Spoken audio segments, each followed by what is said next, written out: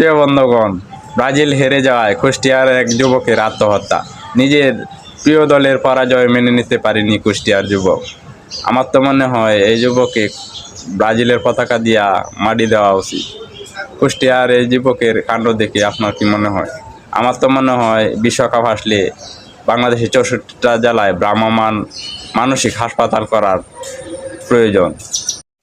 প্রিয় বন্ধুগণ, ব্রাজিল হেরে যাওয়ায় কুষ্টিয়ার এক যুবকের আত্মহত্যা। নিজের প্রিয় দলের পরাজয় মেনে নিতে পারেনি কুষ্টিয়ার যুবক।